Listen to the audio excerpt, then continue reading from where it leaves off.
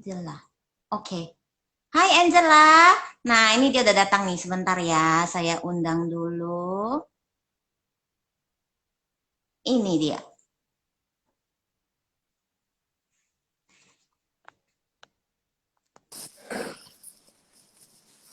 Hai. Halo, Ci. Suaranya cukup jelas gak? Apa? Cukup jelas suaranya? Cukup jelas, cukup jelas. Jelas. Pagi, ini anak nona manis ini. Nona manis kenalin dulu dong siapa? Iya, aku Angela Stefani Liando, umurnya 24 tahun. Aku kerja sebagai finance di perusahaan manufaktur pakaian jadi. Oh, luar biasa loh, masih muda aja udah luar biasa ya. Ya, Angela, ini semua Ya, teman-teman yang pada join hari ini pengen denger sharing tentang Angela kan. Maksudnya kan lihat mukanya ini sekarang kan cantik-cantik banget, masih muda. Dengan judulnya kemarin aduh.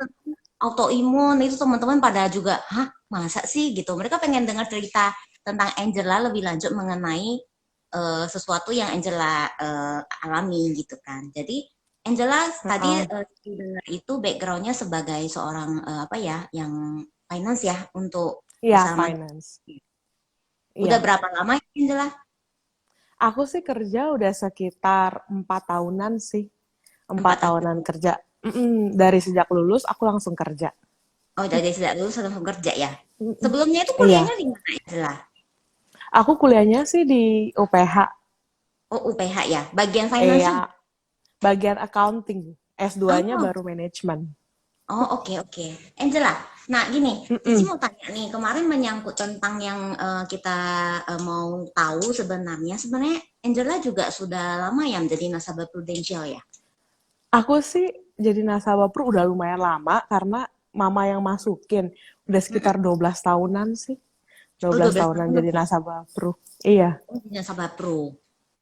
Jadi berarti iya. Angela dari dulu sudah punya polis Prudential. Udah, karena semuanya mama yang urusin sih. Oh, Mama tuh jadi, yang gercep banget semuanya langsung asuransi. oh iya sih, kelihatan sih. Biasanya induk nggak jauh daripada anaknya ya. Like mother, like daughter, biasanya kalau anaknya pekerja keras, pasti emaknya juga pekerja keras. Mama itu backgroundnya apa sih? Mama aku sih dulu finance juga, finance di bank, kepala kredit. Sekarang sih Mm-mm. bantuin papa di perusahaan, soalnya kita juga ada perusahaan sendiri juga. Oh, oke.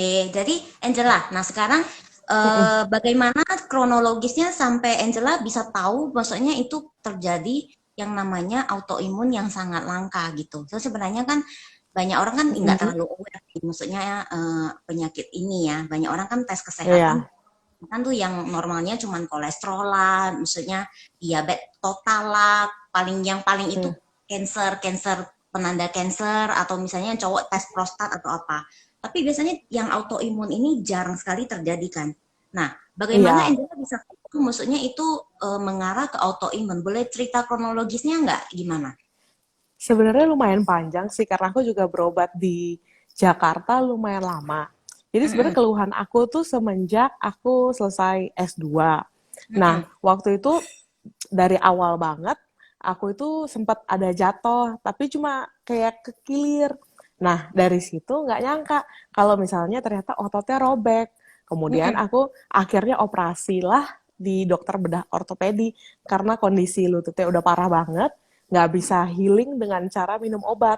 Jadi mm-mm, terpaksa aku udah harus operasi. Kemudian operasi selesai, nggak berapa lama kemudian, 3 bulan, aku tuh susah banget nih BAB-nya.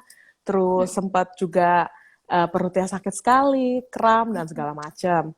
Kemudian mm-mm. aku periksa lagi nih ke dokter ahli dalam. Kebetulan kenalan aku juga yang Ya. biasa nanganin keluarga aku. Nah, dari Mm-mm, situ dia bilang kalau dia curiga ada radang. Radang mm-mm, di lambung atau usus besar. Nah, kita ngelakuin namanya kolon sama gastro dari atas dan bawah. Nah, di mm-mm, situ ditemuin lah kalau radang usus besar. Nah, mm-mm. kemudian setelah radang usus besar kita berobat, tapi kok nggak ada kemajuan ya, kok tetap BAB-nya susah. Terus kemudian nggak berapa lama, aku tuh ya iseng-iseng cek rutin bulanan gitu. Aku cek Mm-mm. di seperti urin lengkap, kolesterol dan segala macam. darah lengkap. Nah, di situ ditemuin tuh kalau misalnya di urin tuh ada positif albuminnya. Nah, pada kaget semua karena itu kan cenderung diagnosanya ginjal bocor. Nah, Iya dari benar-benar. situ tuh kita mulai kaget. Waduh, kok udah sampai ke ginjal bocor ya? Gitu, nggak nyangka juga. Nah, terus badan aku kan pegel-pegel banget. Nah, mamaku kebetulan juga penderita autoimun. Dia tuh penderita rheumatoid arthritis. Iya, Nah, iya, iya. mamaku bilang, kok kayaknya autoimun ya? Soalnya kayak demam-demam ya meriang-meriang lah. Sekitar 37-an gitu. Terus badannya pegal-pegal terus. Terus kok bisa ya ginjalnya bocor gitu. Coba kita cek aja nih. Kemudian aku ceklah ke dokter autoimun di Indonesia. Nah, dia bilang itu aku kena autoimun yang menyerang ginjal. Nah, kaget semua kan.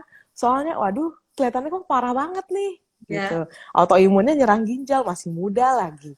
Terus ya udah, akhirnya pada nggak percaya, tapi kita juga masih nunggu tuh, nunggu kita cari-cari berobat dulu ke dokter ginjal di Indo, gitu. Nah, dokter ginjal Indo kasih obat darah tinggi, katanya sih bisa buat nurunin protein di urin. Nah, tapi setelah minum-minum 1 tahun, 1 tahunan, nggak ada sembuhnya, nggak ada improvement, justru kondisi semakin menurun. Kemudian pas Agustus tahun lalu, itu sih yang titik akil balik banget tuh, kenapa kita sampai ke Singapura segala macam. Karena aku turun 14 kilo dalam 3 minggu, kemudian aku juga bleeding nose terus, mimisan terus, 1 hari itu bisa 4 kali. Nah itu kan kalau Sampai, bleeding nose gitu kan, iya apa? benar. Udah nggak biasa banget kalau udah begitu. 1 bulan turun Iya, banyak kan udah curiga berarti ada sesuatu yang serius ya. iya, contohnya kayak misalnya organ rusak atau segala macam kan curiganya ke situ. Terus itu pun aku nggak BAB lancar, tapi beratnya tetap turun. Turun. Iya. Jadi iya, misalnya aku makan karbo malam, nah besoknya aku bisa turun 2 kilo. Itu kan lumayan Hmm, aneh banget gitu. Terus kayak kenapa mimisan terus, itu kan juga bingung. Walaupun iya, iya, memang iya. sih hidung aku emang sensitif, jadi kalau kena sedikit aja tuh bisa langsung mimisan. Tapi nggak wajar banget kenapa 1 hari bisa 4 kali dan terus-terusan tuh.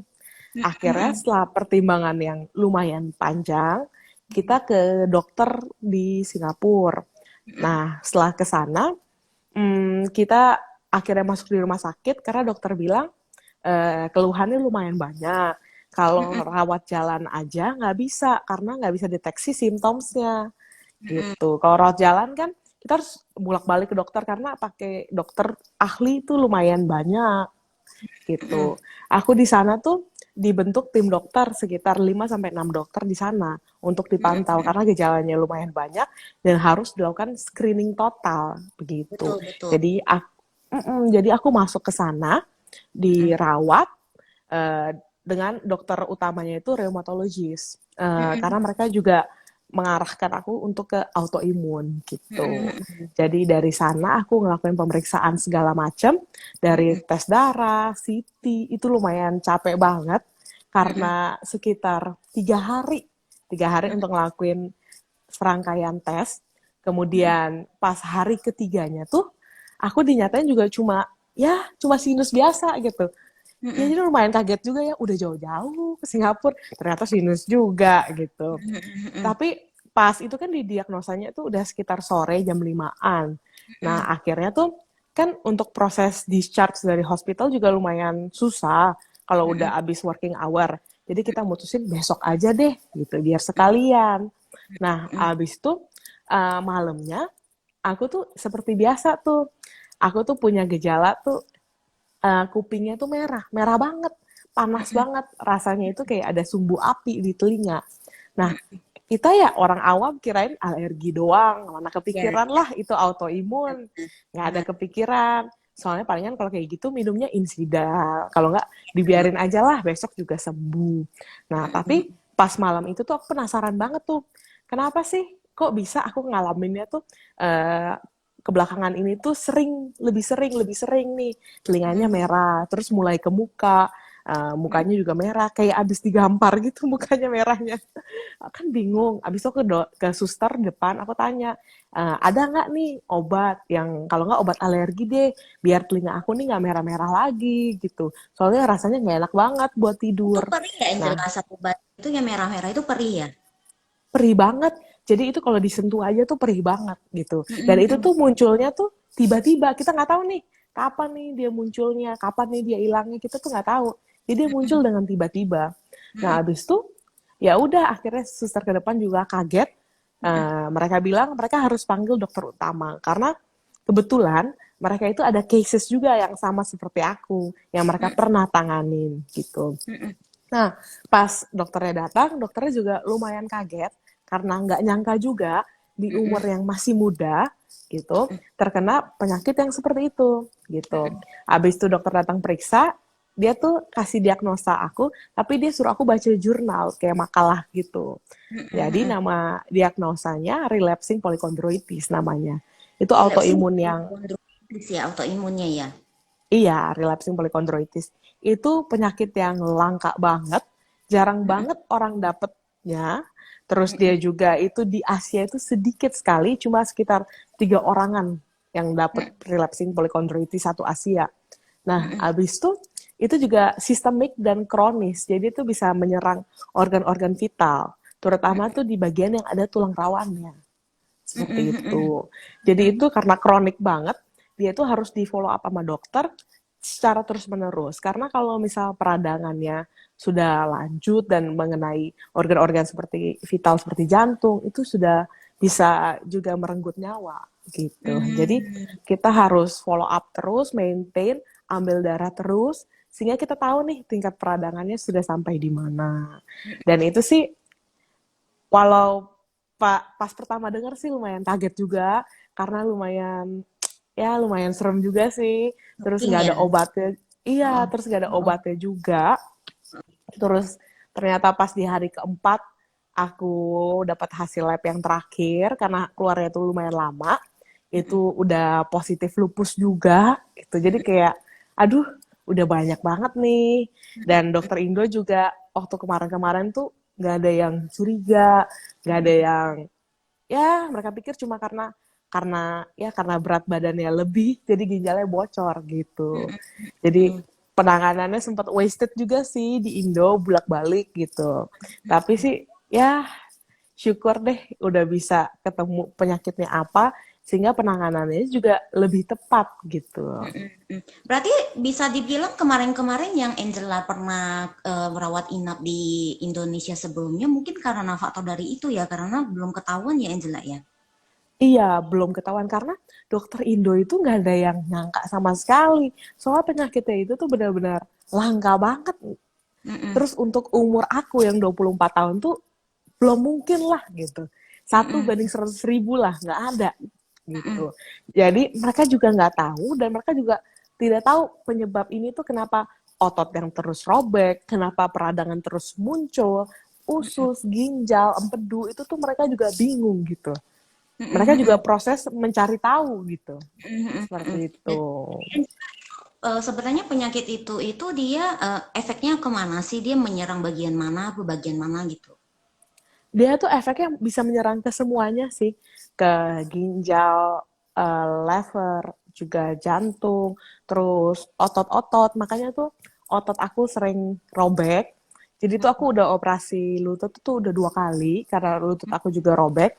Mm-mm. Bahu aku juga robek, tapi bahu itu nggak operasi sih. Terus Mm-mm. di tulang belakang aku juga penipisan, di tulang Mm-mm. belakang penipisan. Terus ginjal juga bocor, Mm-mm. habis itu di jantung juga ada penebalan, tapi sedikit sekali, penebalan di mitral valve, katup mitral, ya seperti itu. Mm-mm. Jadi Jadi Angela, sebenarnya udah lumayan, ini udah lumayan ya. Jadi ya. Angela waktu di rumah sakit itu pengobatan seperti apa yang dokter berikan ke Angela gitu? Pengobatannya sih, aku disuruh pakai, pertama aku pengobatan pakai steroid dulu, Mm-mm. sama obat antiinflamasi. Nah, obat antiinflamasi sama steroid, itu setelah penggunaan, dibilang kurang mampu nih untuk bisa menahan peradangan yang aku alamin. Jadi dia Mm-mm. kasih aku untuk obat penurun imun, namanya tuh MTX. Nah, Mm-mm. obat penurun imun ini diharapkan untuk bisa menahan peradangan aku. Jadi peradangannya tuh nggak develop ke arah bagian lain lagi. Tapi setelah Mm-mm. digunain MTX dengan steroid ini, ternyata peradangannya tuh masih terus sampai CRP aku tuh sampai ke angka 15. CRP Itu ke angka 15, LED aku di angka 66. hmm, Masih tinggi sekali kan ukuran itu.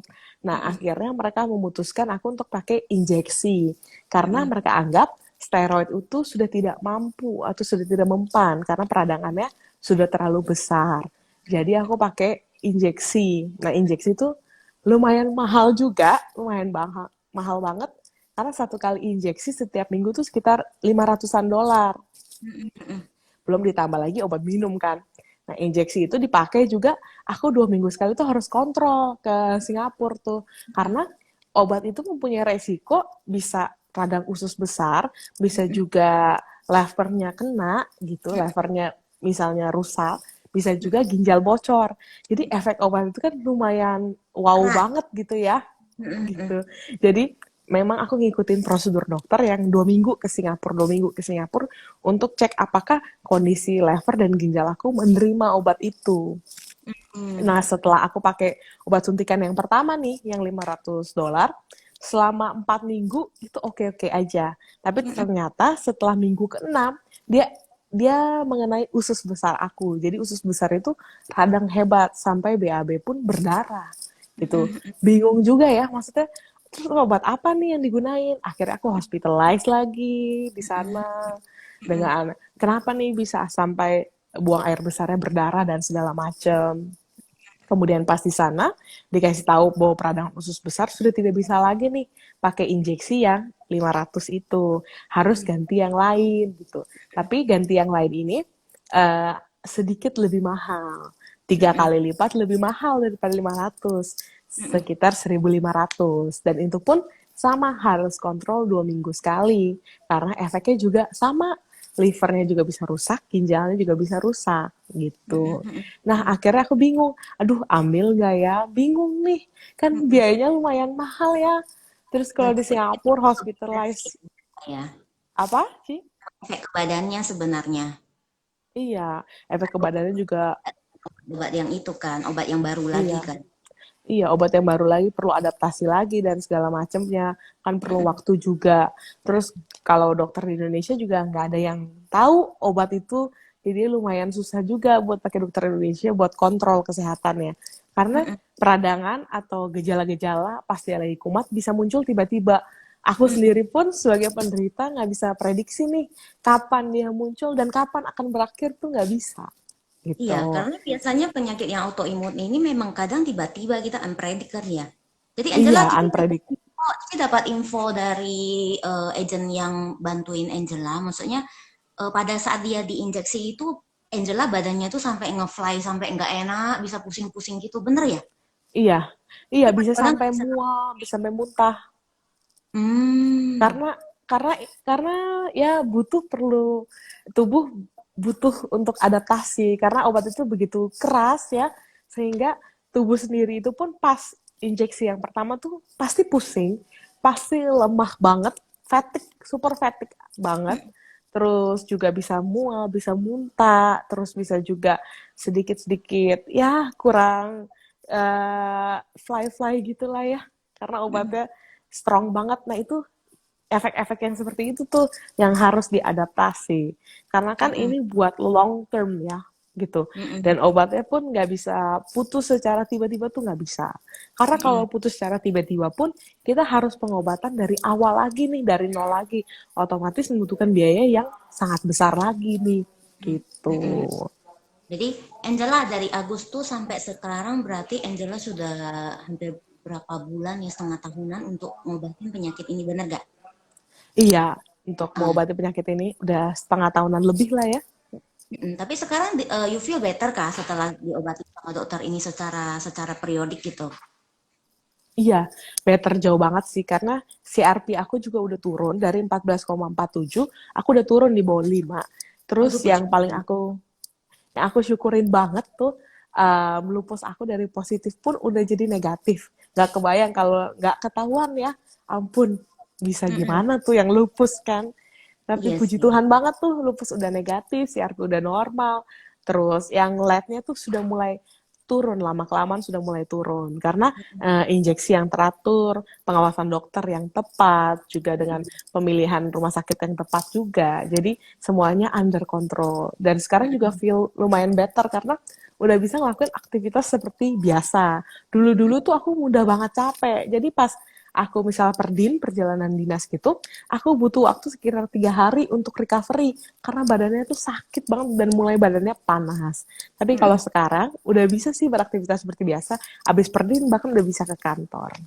Oh, iya, thanks God ya. Berarti Iya, obat yang di Angela terakhir ini jalanin berarti udah tepat dan sesuai dengan badan Angela udah ngerespon gitu. iya udah ngerespon. Karena untuk penderita autoimun juga nggak semua obat itu cocok. Nggak semua obat yang dipakai untuk autoimun lain itu cocok buat tubuh aku. Jadi harus dicari nih, tubuh aku nih cocok yang mana gitu. Jadi proses mencari itu sebenarnya lumayan frustasi, lumayan pengeluaran biaya yang banyak, dan lumayan juga menyiksa diri karena efeknya itu loh, efek pemakaian obatnya itu loh yang bikin kita sebenarnya lumayan frustasi gitu. Kapan nih ya cocok, kapan nih ya bisa dapet obat yang oke, dan kapan ya bisa rasa sakit itu hilang seperti itu. Mm-mm. Angela, Cici mau tahu Ya. nih, kemarin itu pas pengobatan di sana, itu pengobatan semua biayanya itu kurang lebih sampai hari ini itu berapa besar ya? Lumayan banget ya. Ci, untuk biayanya tuh sampai sekarang sekitar 800 jutaan. 400 juta loh, gila loh. Dan ini still Iya. go terus-terusan, bener gak? Iya, still going on banget karena penyakit ini tuh tidak bisa di stop kontrol Mm-mm. dokternya karena sekali di stop kalau dia efek peradangan sampai ke organ vital itu biaya yang dikeluarkan akan semakin banyak seperti itu. Jadi dan karena penggunaan obat ini juga ya harus dalam pengawasan dokter karena untuk bawa obatnya ke Indo aja tuh ribet sekali gitu. Sampai aku dicek dengan sistem Singapura, customnya Singapura gitu. Dan Indonesia pun tidak bisa provide obat itu. Jadi mau Mm. nggak mau pengobatannya tuh long term. Mm-mm, mm-mm, mm-mm. Jadi Angela yang kemarin pengobatan di sana itu pakai Prudential atau biaya sendiri? Aku pakai Pro sih. Puji Oh, Tuhannya pakai Pro. bukannya pakai Pro. Dan itu udah, Ya kalau udah berubah ke kartu hitam atau belum? udah jadi tuh aku itu kebetulan banget tuh bener-bener nggak tahu ya mungkin jalan Tuhan juga. Jadi aku ditawarin sama agent aku ke rumah, ditawarin katanya aku nasabah terpilih untuk ganti ke black card gitu. Nah pas Mm-mm, ganti kita juga mikir kan otomatis ada adjustment juga ya. Nah, itu kita mm-mm, mikir worth it nggak ya seperti itu. Nah tapi mama aku tuh yang lagi-lagi gercep ya, yang lagi gercep dia bilang udah ganti aja lah. Toh kan aku tuh maksudnya orangnya butuh deteksi lebih lanjut. Terus aku kan mm-mm, kadang-kadang suka tiba-tiba ya, kadang-kadang ototnya robek, kadang-kadang ngesleo bisa bahunya robek. mm-mm. Jadi udahlah ganti aja gitu. Ya udah ganti. Nah, setelah aku ganti Pro itu yang ke Black Card, 3 minggu setelah itu aku dapat diagnosa relapsing polychondroitis itu. Jadi thanks God banget aku bisa dapat penanganan yang baik dengan aku udah upgrade si Black Card ini. Itu bener-bener wow banget deh. Dia punya benefitnya itu Black Card tuh amazing lah ya. Dan semua 800 juta itu di cover full ya. Pas ke Singapura kemarin Angela apa pakai langsung kartunya cashless atau reimburse dulu pas waktu rawat inap? Kalau aku semuanya sih cashless sih. Rawat inap aku tuh cashless. Jadi penjaminan awalnya aku cuma tinggal nunjukin paspor sama black card ya. Habis itu semuanya mereka urusin. Di business office ya mereka urusin. Dari pihak Prunya juga proaktif banget untuk follow up. Jadi aku tinggal duduk santai aja menerima pengobatan. Karena kalau misalnya kita di rumah sakit ya, itu biayanya kan lumayan besar juga tuh di Singapura apalagi kan. Jadi kalau misalnya kita nggak punya proteksi nih kesehatan yang maksimal nih, kita bakal worry banget. Karena aku juga sendiri ya kalau ngeliat bill-nya tuh pas udah 3 hari, waduh udah 10.000 aja.